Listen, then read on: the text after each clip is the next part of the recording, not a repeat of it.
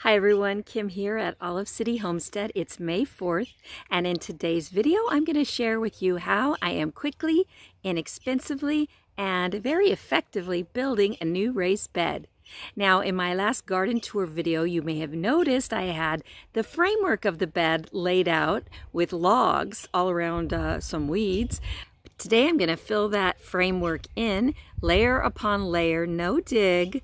And I'm going to use things that are easily available to me, and I'll be giving you plenty of alternatives you can put in case you don't have the exact things that I do. But of course, we're going to start off with cardboard. So gather yourself some boxes and flatten them out and get ready to work alongside me and build your own raised bed. Or perhaps just take notes for later. But in any case, let me share with you how easy and how quick it is to build a bed that you can use almost immediately. I'm going to fill it in today and plant in it tonight. And before you know it, I'll have vegetables growing to share with you on my next garden tour. So come with me and see how simple it really is and how much your plants will appreciate it. So the first step in creating my new bed was getting the logs to outline where the bed was going to go. But the most important step I have found for all of my in-ground raised beds is putting down cardboard. And that cardboard needs to overlap. You can see that boxes have these folds, of course, and that leaves small gaps between those folds. And you might think, if you've never done this before, that those little gaps won't matter. It's just, what? A quarter of an inch? But I'm telling you, it really matters. If you don't put down extra cardboard to cover those gaps, you will have weeds coming up through the gaps, I promise. So, it's very important to have all overlapping cardboard. The added benefit is that that cardboard is going to break down into gorgeous soil. So cardboard first. And take out any tape that's on the cardboard because you don't want to deal with tape surfacing later and it might have chemicals in it. And yeah, just take off any tape. A lot of boxes nowadays don't even use the old package type tape. They have paper tape, and that's great. On top of this cardboard, which right now you can see I've got some logs and even some pots holding the cardboard down because it's kind of a breezy day. But what I'm going to now put on the cardboard is chicken manure. Got a wheelbarrow full of it right here that I've just cleaned out of my chicken coop. And this is old stuff because I practice the deep litter method. And so I raked aside the top level and dug out a bunch of the bottom stuff. And this is going to go right on the cardboard. And in actuality, I could have taken fresh chicken manure too because this is going on the very bottom of the bed. So your plant roots are not going to come anywhere near this manure. So there wouldn't be any chance of them burning. But I used the old litter just because I could. Now this chicken manure is going to be so beneficial to my raised bed.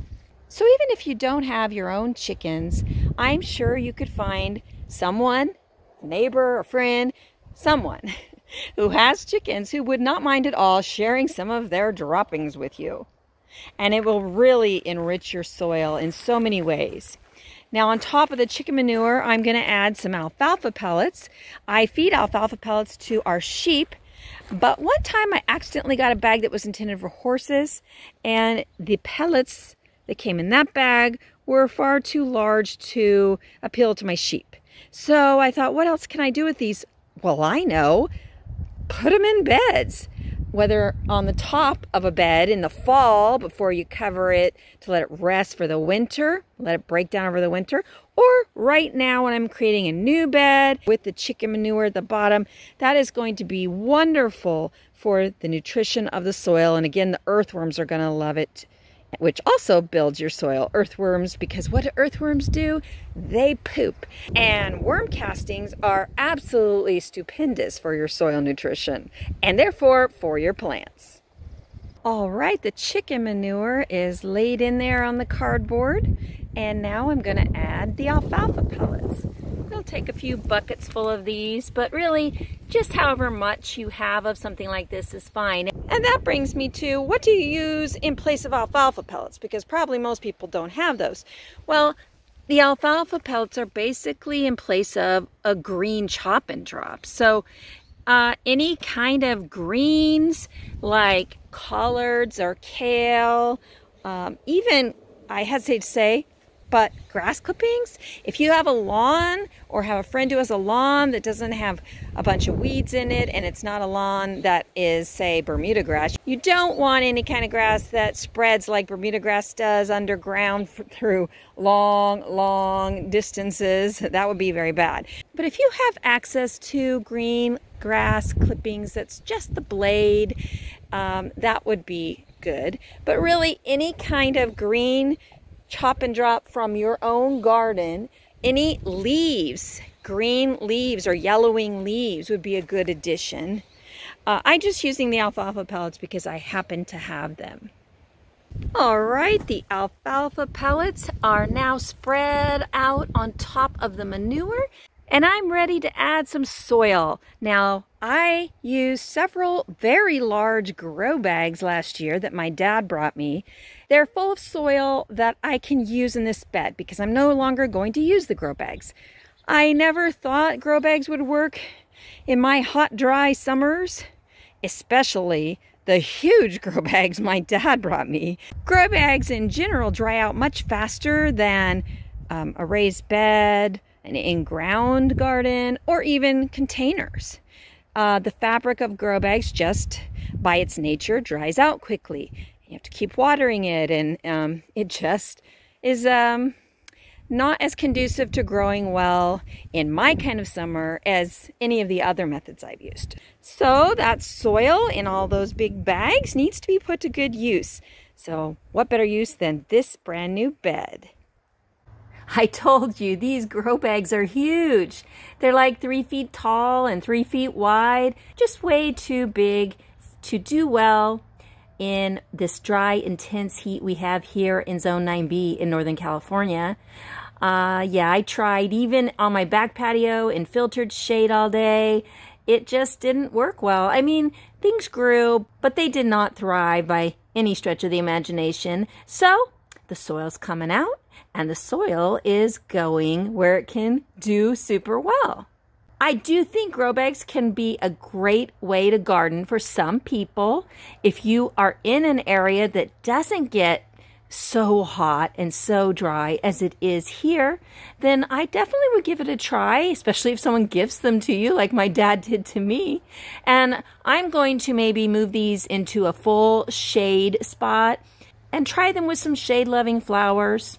Maybe also in the fall, in this spot, I could leave a few of them and try them with, say, some brassicas. But in the summer, they just don't work well here. Still, the soil's not going to waste because I'm going to use it in my new beds where the plants will do beautifully in it. So one wheelbarrow full of soil filled half the bed. I'm going to go get another wheelbarrow now, and 2 grow bags will have filled this whole bed.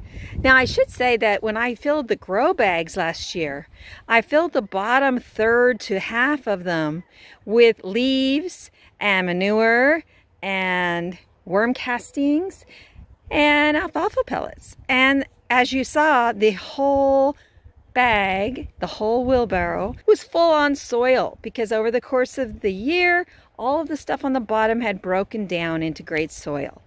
So I didn't have to buy all new soil for those grow bags. And as you can see, for this bed, I'm not buying any soil. And for most of my beds, I do the same thing. I either start with simply the cardboard, the manure, maybe whether that be chicken manure or sheep manure, alfalfa pellets, usually lots and lots of chop and drop, because usually when I build new beds, it's in the fall and I have plenty of garden material to add in.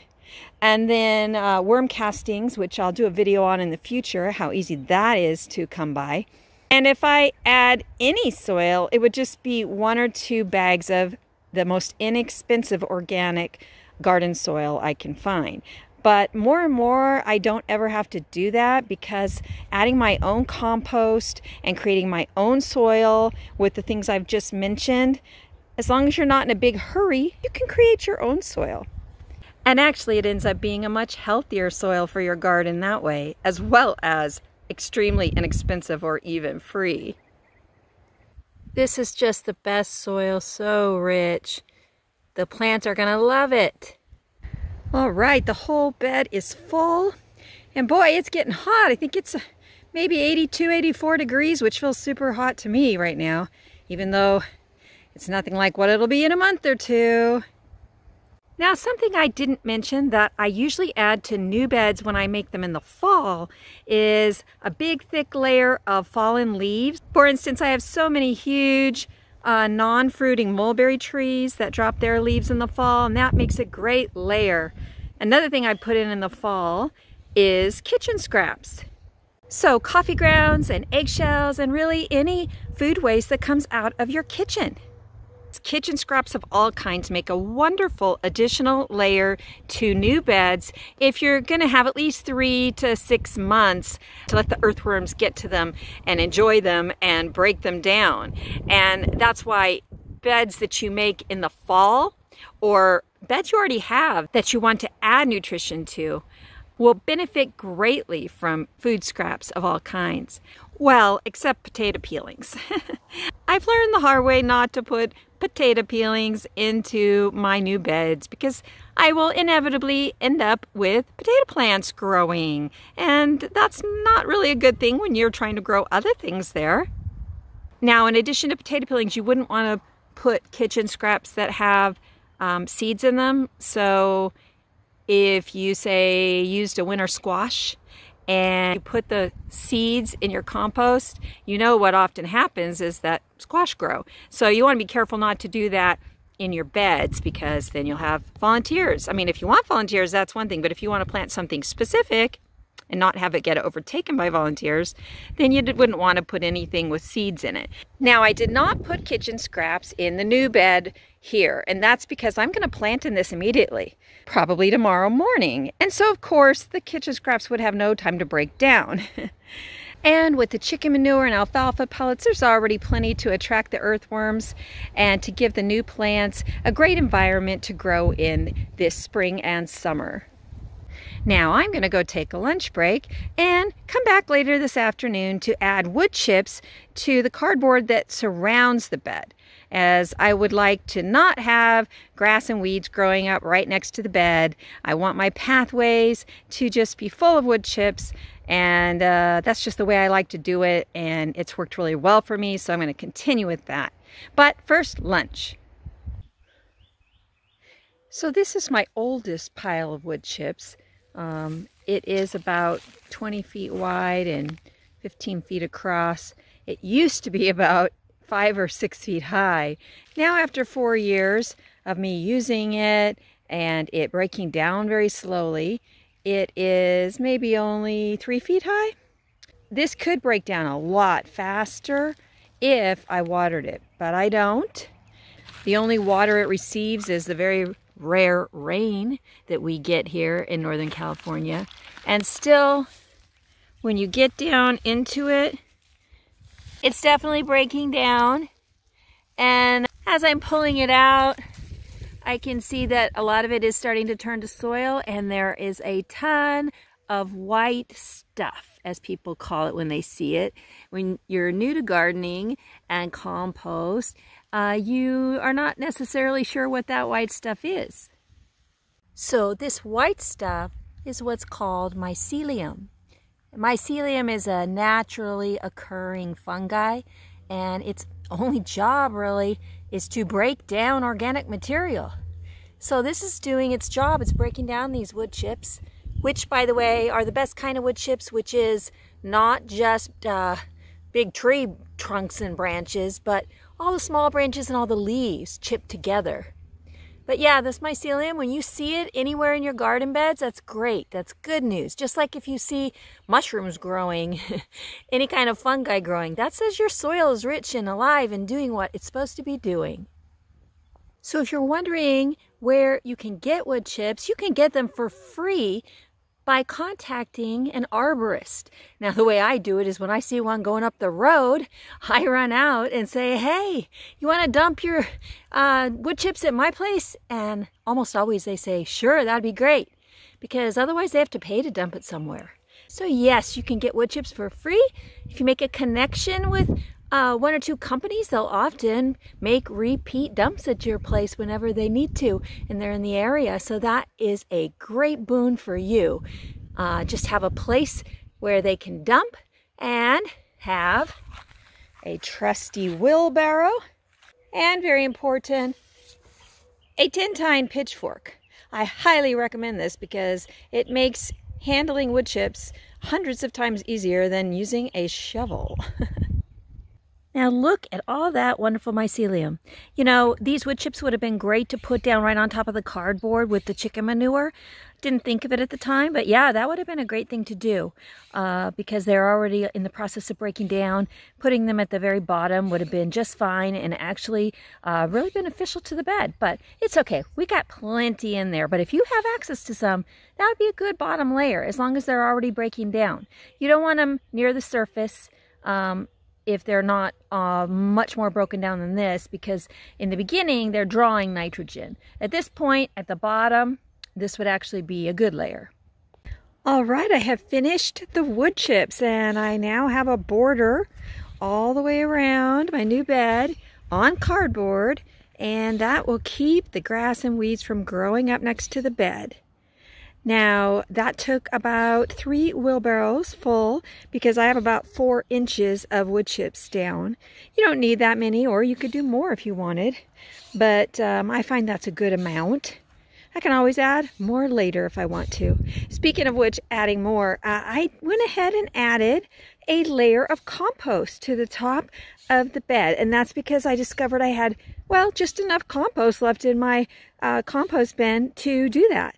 So it's not necessary, and you could leave it the way it was, or you could add like a bag or 2 of inexpensive organic potting soil to the top. But again, just the way it was with garden soil on top of all those layers we put in would have worked just fine. In fact, as I was thinking about it, I realized that I'm going to be planting squash in here. Big winter squash, like Hubbard squash and Amish pie squash, that type of thing. And squash will actually grow, and you know this if you compost, directly in food scraps. I mean, if you throw all your kitchen scraps in your compost pile and included are some squash seeds, you are bound to have squash plants growing in there. They don't need any soil at all. So if you're planning to grow squash, you could add as another layer down there some kitchen scraps, and the earthworms and your squash would thank you for it. One thing I know my squash plants are going to appreciate is having all of these volunteer chamomile plants so close. This big bush of chamomile is about 10 feet, 12 feet from the new bed, and the bees come to it like crazy. So they'll, I'm sure, go visiting my squash plants too. But yes, I have volunteer chamomile plants growing everywhere. Now, I did a video recently on how to transplant them and how to make a delicious, healthy chamomile tea from them. But in that video, I mentioned that, you know, these came up where they get all day sun. They don't get any filtered shade. They don't get any afternoon shade. Once the intense heat of June, July, and August hit, these plants won't last. In fact, I'd guess that by July 1st, they're going to be done for. But, you know, they're doing pretty well. Considering it's been in the mid-80s, I have been very pleasantly surprised. So I need to get busy and harvest all these so that they can rebloom again several times, hopefully, before the heat takes them out. So now I'm in the shade in my olive orchard with my chickens because it's hot out there. I think it's maybe close to 90 now. Anyway, I hope you enjoyed seeing how we built that bed so quickly and really so simply. You know, no matter what type of framework my beds have, be it logs like it was today, or river rock, or cement blocks, or what else? Well, regular wood. I've used fire pit stones. I've used bricks. Whatever the framework is, I always tend to do some variation of these layers. One interesting variation is the HUGELKULTUR method, and I've done that several times. I did a video about 1.5 years ago where actually the bed next to the new one we did today, and the difference is it is a HUGELKULTUR mound because the bottom layer on top of the cardboard was logs. Logs and branches that over time break down, feeding the earthworms and feeding the soil. And that's why it's a mound, as opposed to the flat surface bed that today's was. So if you want to check out that video, the link is at the end here. Meanwhile, I just want to say thanks for joining me today, and I hope that if you benefited at all, if you enjoyed it at all, you'll give this video a like, and if you're not a subscriber, go ahead and do so now. And remember, you can create the life you want, so why not start right now? See you next time, folks.